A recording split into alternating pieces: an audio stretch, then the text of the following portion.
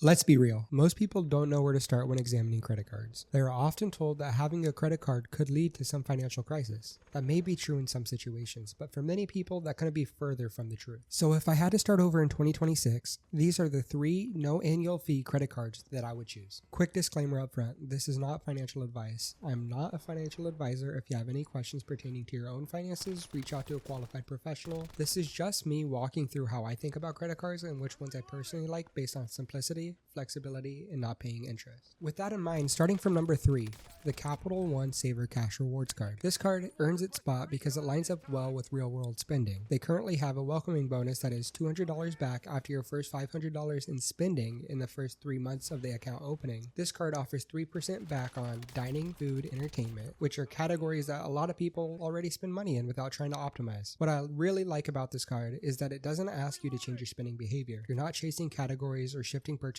around. If your lifestyle already includes eating out or going to events, the rewards will just happen in the background. At the number 2 spot, we have the Wells Fargo Active Cash Card. This is one of the cleanest cards available. Flat cash back on everything, no rotating categories, no tracking, no thinking. And they offer $200 back after your first $500 in spending in the first 3 months. Every dollar you spend earns the same 2% in any category, which makes it extremely predictable. This card shines as a backbone. Anything that doesn't fit neatly into a bonus category still earns solid rewards. When you always know what you're getting, it's easier to use the card consistently and responsibly. For a lot of people, this kind of setup ends up being more effective than something technically better, but harder to manage. Before number 1, an honorable mention, the Citi Double Cash Card. This card has been around for a long time, and there's a reason it still comes up in these conversations. You could earn cash back when you spend and when you pay off the balance. It rewards discipline. If you pay your bill on time and in full, the structure works in your favor. It's straightforward, predictable, and does exactly what it says it does. And if you got this far, please hit the like button and comment. It really helps tremendously. At the number 1 spot, we have the Chase Freedom Unlimited card. If I had to start over with just one card,